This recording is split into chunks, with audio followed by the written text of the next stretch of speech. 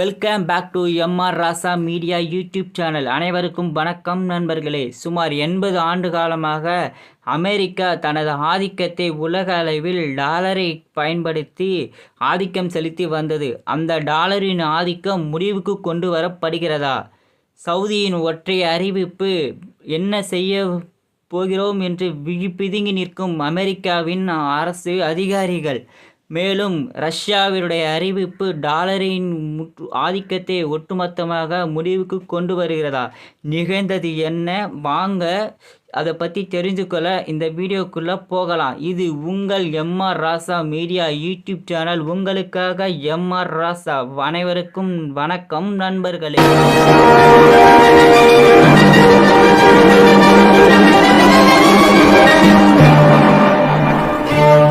வீடியோக்குள்ளே போகிறதுக்கு முன்னாடி நம்ம சேனலை சப்ஸ்கிரைப் பண்ணலன்னா சப்ஸ்கிரைப் பண்ணுங்கள். பக்கத்தில் இருக்கிற பெல் ஐக்கனை கிளிக் பண்ணுங்கள். அப்போ தான் நம்ம போடுற வீடியோ அடுத்த வீடியோ உங்களுக்கு நோட்டிஃபிகேஷனாக வரும். குறிப்பு: இந்த காணொளி முழுக்க சிவில் சர்வீஸ் தேர்வுகள் எழுதக்கூடிய யூபிஎஸ்சியிலிருந்து குரூப் விஏஓ குரூப் 4 வரைக்கும் அனைத்து தேர்வுகளையும் மையப்படுத்தியும் இராணுவ மற்றும் ராஜதந்திர நகர்வுகளை மையப்படுத்தி தயாரிக்கப்பட்டுள்ளது. ஸோ அந்த காணொலியை அனைவரும் பார்க்கலாம். வாங்க வீடியோக்குள்ளே போகலாம்.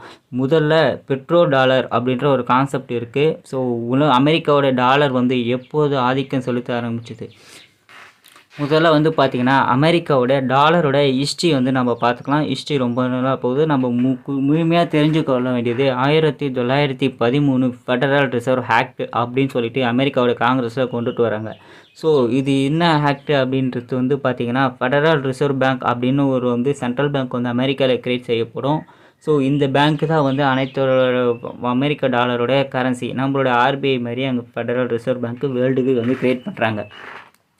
ஸோ இதில் இருந்து தான் வருது. ஸோ 1914 ஆண்டு தான் முதலாக பார்த்திங்கன்னா ஒரு டாலர் அப்படின்ற ஒரு ரூபா நோட்டு, அதாவது நமக்கு ரூபாய் யூஎஸில் டாலர் இல்லையா, அதை அச்சடிக்கிறாங்க.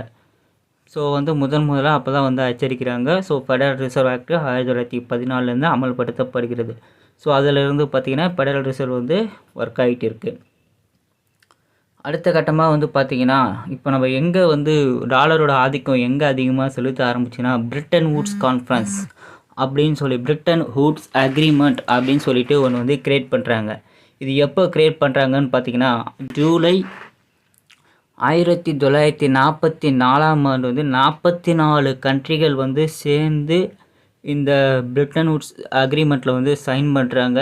அப்போ தான் பார்த்திங்கன்னா இப்போ இருக்கக்கூடிய IMF, international monetary fund, world bank அப்படின்ற 2 சிஸ்டத்தை உருவாக்குறாங்க. ஸோ இதில் என்ன சொல்கிறாங்க அப்படின்னு பார்த்தீங்கன்னா இந்த நடந்த கான்ஃபரன்ஸ் நடந்த ஆண்டு பார்த்திங்கன்னா ஜூலை 1944. ஸோ இதில் மெயின் மோட்டிவ் என்ன பார்த்தீங்கன்னா யூஎஸ் டாலர் கோல்டு பேஸ் பண்ணி அனைத்து நாடுகளும் பார்த்திங்கன்னா யூஎஸ் டாலரை தங்களோட வேர்ல்டு ட்ரேடு கரன்சியாக நீங்கள் ஏற்றுக்கணும் அப்படின்ற ஒரு கான்செப்டுக்காக இந்த கூட்டம் கூடுறாங்க. இதுதான் பிரிட்டன் வூட்ஸ் அக்ரிமெண்ட். நீங்கள் கூகுளில் போயிட்டு பிரிட்டன் வூட்ஸ் அக்ரிமெண்ட் அப்படின்னு சொல்லிட்டு போயிட்டு கூகுளில் பார்த்தீங்கன்னா உங்களுக்கு நிறைய தகவல்கள் கிடைக்கும். ஸோ இப்போ தான் முதலாக பார்த்தீங்கன்னா டாலர் உலக அளவில் ஆதிக்கத்தை செலுத்த தொடங்குது.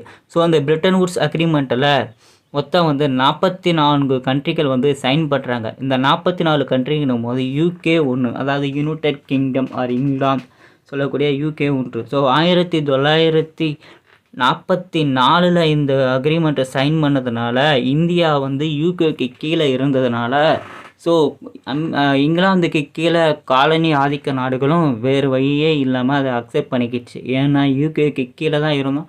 அதன் பிறகு தான் நமக்கு சுதந்திரம்லாம் கிடைச்சதுங்களா. ஸோ அதனால் நம்ம யூகே போட்ட ஒரு கையெழுத்து அதுக்கு கீழே காலனி ஆதிக்க நாடுகளுக்கும் அந்த ஏற்றுக்கிற மாதிரி அதை அறிமுகப்படுத்து. ஸோ இப்போ அவங்க என்ன பண்ணுறாங்கன்னா பிரிட்டன் வூட்ஸ் அக்ரிமெண்ட்டில் முதல்ல அவங்க என்ன அக்ரிமெண்ட் கொடுக்குறாங்கன்னு பார்த்தீங்கன்னா கோல்டை பேஸ் பண்ணி யூஎஸ் டாலர் நாங்கள் பிரிண்ட் பண்ணுவோம் அப்படின்னு சொல்லிட்டு அறிவிப்பு கொடுக்குறாங்க. கோல்டை பேஸ் பண்ணி யூஎஸ் டாலர் பிரிண்ட் பண்ணி நாங்கள் எல்லா நாடுகளுக்கும் கொடுப்போம் அப்படின்னு சொல்லிட்டு அறிவிக்கிறாங்க. ஸோ பார்த்திங்கன்னா அப்போதைக்கு பார்த்திங்கன்னா உலகத்தில் அதிக அளவு கோல்டு ரிசர்வ் வச்சுருந்த நாடு அமெரிக்கா. ஏன் அப்படின்னா Europe union Germany, European union, France இதெல்லாம் சேர்ந்து ஜெர்மனிக்கு எதிராக போரில் ஈடுபட்டிருந்தபோது அமெரிக்கா என்ன பண்ணாங்க அப்படின்றது உங்களுக்கு எல்லாருக்குமே தெரியும். தெரியலன்னு நான் சொல்கிறேன். அமெரிக்கா வந்து ஆயுதங்களை உற்பத்தி பண்ணி இரு தரப்புக்கும் ஜெர்மனிக்கும் கொடுத்தாங்க, ஃப்ரான்ஸ் போன்ற பிரிட்டன் போன்ற நாடுகளுக்கும் கொடுத்தாங்க. ஸோ அமெரிக்கா வந்து 2 பக்கமும் இது பண்ணனால அவங்கக்கிட்ட இருந்து கோல்டை வாங்கி வச்சுக்கிட்டாங்க. ஸோ கோல்டு ஓவராலாக கலெக்ட் பண்ணி உலக அளவில் அதிக கோல்டு வச்சுருக்க நாடு வந்து அமெரிக்கா. இன்றளவும் அமெரிக்கா தான். இந்த வீடியோட எண்டிங்கில் நம்ம கோல்டு ரிசர்வ் கரன்சி எவ்வளோ வச்சுருக்காங்க அப்படின்ற லிஸ்ட்டையும் நம்ம பார்க்க போகிறோம். சரிங்களா? இப்போ தான் முதலாக வந்து பார்த்திங்கன்னா 1944ஆம் ஆண்டில் தான் அமெரிக்கா டாலர் வந்து உலக அளவில் ட்ரேட் கரன்சியாக வந்து அறிமுகப்படுத்த போகிறாங்க. கீ பாயிண்ட் என்னென்னு பார்த்தீங்கன்னா, அப்போ தான் வந்து IMF இன்டர்நேஷ்னல் மானிட்டரி ஃபண்டுன்ற ஒரு ஆர்கனைசேஷனும் அதை வேர்ல்டு பேங்க் அப்படின்றதும் ஒன்று கிரியேட் பண்ணுறாங்க. ஸோ அந்த பிரிட்டன் வுட் அக்ரிமெண்ட் வந்து பார்த்திங்கன்னா 1970 வரைக்கும் தான் ஒர்க் ஆகுது. ஏன் அப்படின்னு பார்த்தீங்கன்னா, இவங்க வந்து அமெரிக்கா 1944 இவங்கெல்லாம் கையெழுத்து போட்ட உடனே இவங்க என்ன பண்ணிட்டாங்கன்னா, டாலர் வந்து கோல்டுக்கு மீறி, அதாவது கோல்டு எவ்வளோ இருக்கோ அதனுடைய மதிப்புக்கு தகுந்த மாதிரி தான் டாலர் வந்து பிரிண்ட் பண்ணணும் அப்படின்றது தான் 1944ஆம் ஆண்டு போட்ட பிரிட்டன் வுட்ஸ் அக்ரிமெண்ட். ஆனால் அமெரிக்கா என்ன பண்ணுறாங்க அப்படின்னு பார்த்தீங்கன்னா, 2ஆம் உலக போரில் பாதிக்கப்பட்டதுன்னா இவங்க என்ன சொல்கிறாங்க அப்படின்னு பார்த்தீங்கன்னா, மொத்தமாக தாங்கிட்ட இருக்கிற டாலரை வந்து பார்த்திங்கன்னா கோல்டோட அளவை விட இப்போ 8000 டன் இருக்குன்னா அதுக்கு மதிப்பு தவிர்த்து அதை விட ஒரு ட்ரிபிள் மடங்கு அது அதிகமாக வந்து பிரிண்ட் பண்ண ஆரம்பிச்சிடுறாங்க. அமெரிக்கா வந்து பார்த்திங்கன்னா 1970ஆம் ஆண்டோட அந்த பிரிட்டன் அக்ரிமெண்ட் வந்து அமெரிக்கா வந்து மீறிடுறாங்க. ஸோ உலக நாடுகளும் வந்து ஏற்றுக்கல.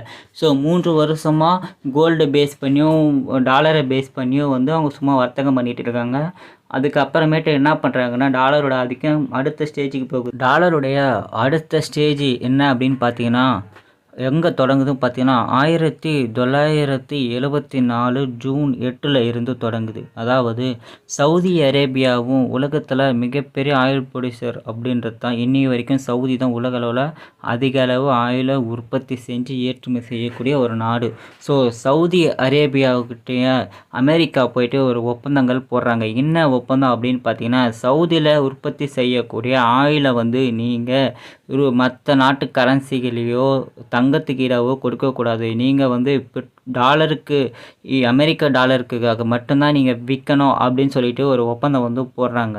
ஸோ இந்த ஒப்பந்தம் வந்து பார்த்திங்கன்னா 50 ஆண்டுகால ஒப்பந்தம் அப்படின்னு சொல்லிட்டு இந்த அக்ரிமெண்ட் வந்து 50 ஆண்டுகள் வந்து செல்லும் அப்படின்னு சொல்லிட்டு சவுதி அரேபியாவும் அமெரிக்காவும் போயிட்டு ஒரு ஒப்பந்தம் வந்து போட்டாங்க.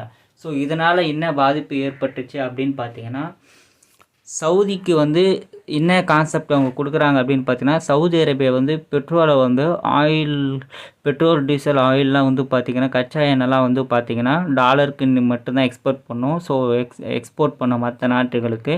ஸோ மற்ற நாடுகளுக்கெலாம் டாலர் தேவைப்படுது. ஸோ அடுத்தது வந்து பார்த்திங்கன்னா, சவுதி அரேபியா அவ்வாறு டாலரில் ஏற்றுமதி செய்யக்கூடிய கச்சா எண்ணெயுடைய வருமானத்தை வந்து சில பங்குகளை வந்து பார்த்தோன்னா US ட்ரெஷரி பாண்டை வந்து வாங்கணும் அப்படின்னு சொல்லிட்டு ஒரு இது இருக்குது. அடுத்தது பார்த்திங்கன்னா, யுனைடெட் ஸ்டேட் வந்து என்ன பண்ணுறாங்கன்னா, சவுதிக்காக என்ன கொடுக்குறாங்கன்னா, உங்களுடைய நாட்டுடைய முழு இராணுவ பாதுகாப்பையும் நாங்கள் எடுத்துக்கிறோம் அப்படின்னு சொல்லிட்டு கொடுத்துருக்காங்க.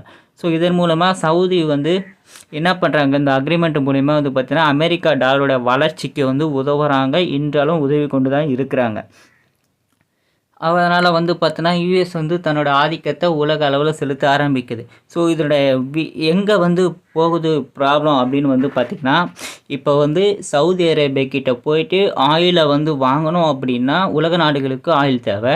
ஸோ உலக நாடுகள் வந்து சவுதி அரேபியா கிட்ட போயிட்டு ஆயில் வந்து கேட்டாங்கன்னா டாலரை கொடுத்து தான் வாங்கணும். அதாவது தங்கத்தை கொடுத்தா வாங்க மாட்டாங்க, சவுதியோட நாணயங்கள் கொடுத்தா வாங்க மாட்டாங்க, அவங்களுடைய நாணயங்கள் கொடுத்தா வாங்க மாட்டாங்க. ஸோ இவங்க வந்து என்ன வாங்கணும்னா தங்கத்துக்கு கொடுத்தாலாம் வாங்க மாட்டாங்க. ஒன்லி வந்து அமெரிக்கா டாலரு கொடுத்து இவங்க வந்து ஆயிலை போய் வாங்கணும்.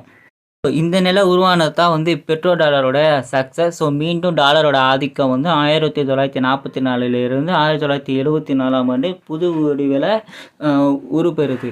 ஸோ இப்போ வந்து பார்த்திங்கன்னா, அமெரிக்காவுடைய ஒப்பந்தம் டாலரில் மட்டும்தான் விற்பனை செய்யணும், மற்ற நாடுகள்லாம் விற்பனை செய்யணும். இதே வந்து பார்த்திங்கன்னா அமெரிக்கா வந்து என்ன பண்ணுறாங்கன்னா, இதே ஒப்பந்தத்தை நாடுகள் அனைத்து நாடுகளிலும் போகிறாங்க. அதாவது உலக அளவில் கச்சா எண்ணெய் உற்பத்தி செய்யக்கூடிய அனைத்து நாடுகளிலும் இதே பெட்ரோ டாலர் ஒப்பந்தத்தை வந்து போடுறாங்க.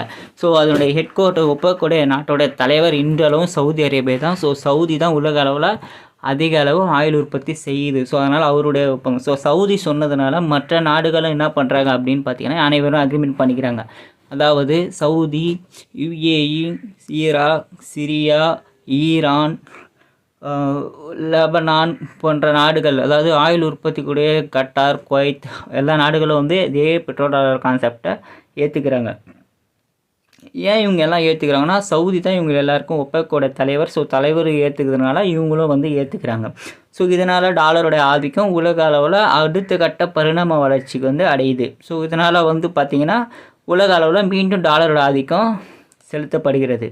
ஏன் டாலரோட ஆதிக்கம் மீண்டும் செலுத்தப்படுகிறது அப்படின்னு பார்த்தீங்கன்னா, இப்போ வந்து சவுதி உலக அளவில் வந்து அனைத்து நாட்டுகளோட மக்களுக்கும் வந்து பார்த்திங்கன்னா பெட்ரோல், டீசல், எண்ணெய் இதெல்லாம் வந்து தேவைப்படுது. ஸோ இதெல்லாம் எங்கே இருக்குது அப்படின்னு பார்த்தீங்கன்னா சவுதி அரேபியா தான் வந்து மிகப்பெரிய எக்ஸ்போர்ட்டர். சவுதி சொன்னால் மற்றவங்களையும் மற்ற அரபுல நாடுகளை வந்து கேட்டுப்பாங்க. ஸோ இப்போ என்ன பண்ணிட்டாங்கன்னா சவுதி கிட்டே போயிட்டு தங்கத்தை கொடுத்து எனக்கு பெட்ரோல், டீசல் கொடு அப்படின்னு சொன்னாங்கன்னா வந்து பார்த்திங்கன்னா கொடுக்க மாட்டாங்க.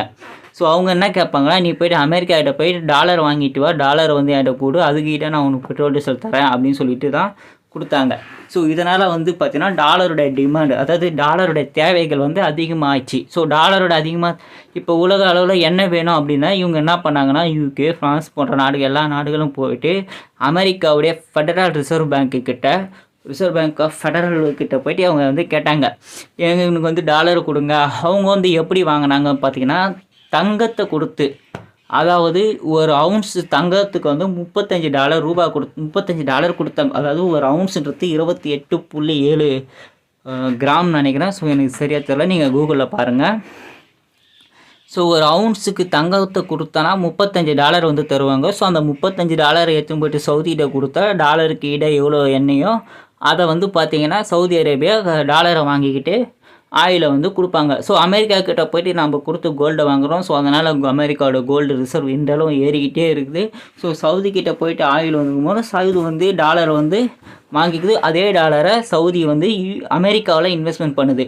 ஸோ அமெரிக்காவில் இன்வெஸ்ட் பண்ணும்போது அமெரிக்காவோட ட்ரெஷரி பாண்டு ஹீல்டு வந்து ஏறுது. ஏன்னா சவுதி வந்து பார்த்திங்கன்னா ட்ரெஷரியில் தான் வந்து இது பண்ணுது. ஸோ சவுதி வந்து இந்த பெட்ரோல் டாலர் கான்செப்டனால அமெரிக்கா இன்றளவும் உலக அளவில் ஆதிக்கம் செலுத்துது. ஏன் அப்படின்னு பார்த்தீங்கன்னா பெட்ரோல் டாலர் ஒப்பந்தம் இன்றளவு இருந்ததுனால சவுதி கிட்ட போயிட்டு ஆயிலை வந்து கேட்டேன் அப்படின்னா டாலரை கொடுன்னு தான் கேட்கும், கோல்டு கொடுத்தா வாங்காது.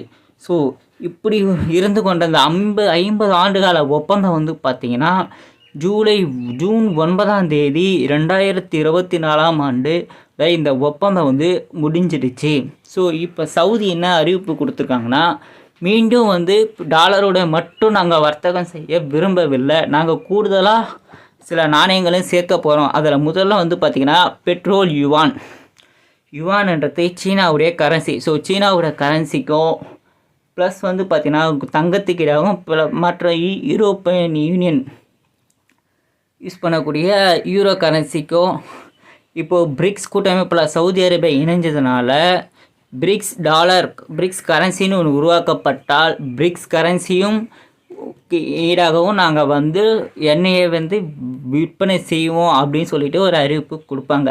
ஸோ இது வரைக்கும் இந்த அறிவிப்பு வந்து கொடுத்துருக்காங்க. ஸோ இதனால் வந்து பார்த்திங்கன்னா அமெரிக்காவோட டாலரோட ஆதிக்கம் முடிவுக்கு கொண்டு வரப்படுது. மறுபுறமாக வந்து பார்த்திங்கன்னா இதனால் வந்து சவுதி அரேபியாவுக்கும் அமெரிக்காவுக்கும் சில பிரச்சனைகள் இருக்குது. ஸோ சவுதியோட உண்மையான எதிரி அப்படின்னு சொல்லிட்டு பார்த்திங்கன்னா சவுதி மீது அராம்கோ எண்ணெய் வளங்கள் மீது 2010 2014 வரைக்கும் ஈரான் தன்னுடைய படைகள் மூலமாக ஹேமனி ஹவுத்திகள் மூலமாக ஹிஸ்புல்லா மூலமாக வந்து பார்த்திங்கன்னா சவுதி மீது தாக்குதல் நடத்துவாங்க. ஸோ உக்ரைன் ரஷ்யா வாரில் என்ன நடந்தது அப்படி பார்த்தீங்கன்னா சீனாவும் ரஷ்யாவை இணைஞ்சி சீனாவுடைய தலைமையில் ஈரானையும் ஏமனிய ஹவுத்திகளையும் சவுதி அரேபியா 3 பேரும் ஒரு ஒப்பந்தத்துக்குள்ளே வந்துட்டாங்க. உங்களை வந்து நாங்கள் தாக்க மாட்டோம், எங்களை வந்து நீங்கள் தாக்கக்கூடாது, இந்தமாரி ஒரு செக்யூரிட்டி கேரண்டியை வந்து கொடுத்துட்டாங்க. அடுத்த கட்டமாக சீனா கிட்ட வந்து பார்த்திங்கன்னா சவுதி அரேபியா தன்னுடைய நாட்டுடைய இராணுவ பாதுகாப்புக்காக இராணுவ ஆயுதங்களை வந்து ஆர்டர் செஞ்சுருக்கு. அடுத்த கட்டமாக வந்து பார்த்திங்கன்னா சவுதி அரேபியா வந்து பார்த்திங்கன்னா $4 பில்லியன் மேலே சைனாவில் வந்து இன்வெஸ்ட்மெண்ட்டுக்காக சைனீஸ் கம்பெனிக்காக சவுதி அரேபியா வந்து இன்வெஸ்ட்மெண்ட் பண்ணியிருக்கு. ஸோ இதெல்லாம் வந்து முடியும் போது டாலருடைய ஆதிக்கம் வந்து முடிவுக்கு கொண்டு வரப்படுகிறது. இதெல்லாம் நடந்து கொண்டு இருக்கும்போது விளாடிமிர் புட்டின் என்ன அறிவிப்பு கொடுக்குறாருன்னா, தன்னுடைய ரஷ்யன் ஸ்டாக் எக்ஸ்சேஞ்சில் ஒரே ஒரு ஃபாரின் கரன்சி மட்டும்தான் இருக்கும். அது வந்து சைனாவோட யுவான். ஸோ யுவானோட எய்ச் வந்து தொடங்கியிருக்கு. ஸோ சவுதிக்கும் என்ன சொல்கிறாங்க அப்படின்னு பார்த்தோன்னா, யுவான் அக்ரிமெண்ட்டு நாங்கள் போடுவோம்னு சொல்கிறாங்க. ரஷ்யாவும் தன்னுடைய அக்ரிமெண்ட்டை அறிவிப்பு கொடுத்துட்டாங்க. ஸோ இப்போ வந்து பார்த்தீங்கன்னா, ரஷ்யாவோட ஆயிலும் சரி, ரஷ்யாவோட கிட்டேருந்து ஏதாவது ஒரு எக்ஸ்போர்ட் வாங்கணும் அப்படின்னு கேட்டிங்கன்னா, ரெண்டு கரன்சி, ஒன்று யுவானை என் கையில் கொடுத்து வாங்குங்க, இல்லைன்னா ரஷ்ய ரூபியில் வந்து கொடுத்துட்டு வாங்குங்க, மற்றவங்களுக்கெல்லாம் கிடையாது அப்படின்னு சொல்லிட்டு அறிவிச்சிட்டாங்க. ஸோ இதே ஒரு டிசிஷனை இந்தியா வந்து எடுக்க முடியாது. இதை பற்றி நம்ம வேறொரு காணொலியில் நம்ம முழுசாக பார்க்கலாம். ஸோ இப்படி தான் வந்து பார்த்திங்கன்னா டாலரோட ஆதிக்கம் வந்து வளர்ந்தது. ஸோ இந்த டாலரோட ஆதிக்கம் முடிவுக்கு கொண்டு வர ஸ்டேஜில் இருக்குது. ஸோ வரலாறு படி பார்த்திங்கன்னா அமெரிக்கா வந்து சவுதியே சும்மாவே விட மாட்டாங்க. ஏதாவது ஒரு அக்ரிமெண்ட்டில் கொண்டுட்டு வருவாங்க. ஆனால் இந்த முறை சவுதி தெளிவாக இருக்குது.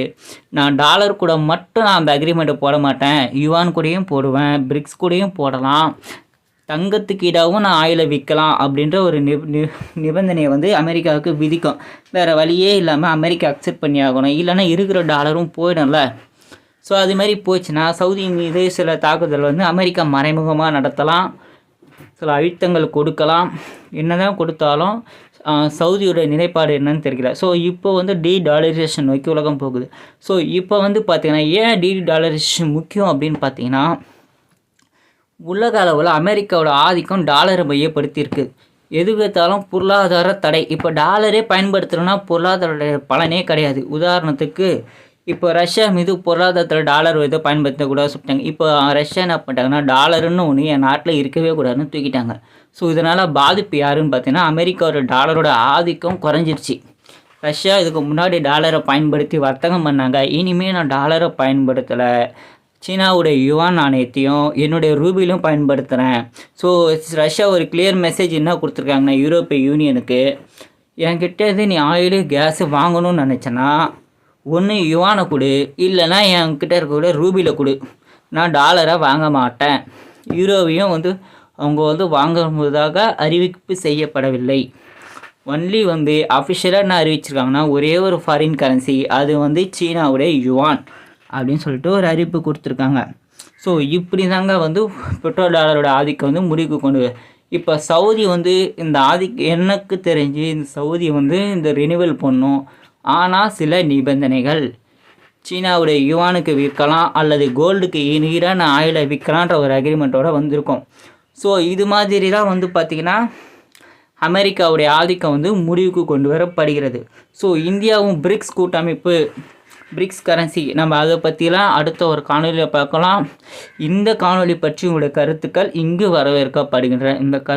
உங்களுடைய கருத்துக்கள் தான் எனக்கு முக்கியம். இந்த வீடியோவை முழுசாக பார்த்தமைக்கு ரொம்ப நன்றி. ஸோ மீண்டும் அடுத்த ஒரு காணொலியில் சந்திப்போம். உங்களிடமிருந்து விடைபெறுவது உங்கள் MR ராசா.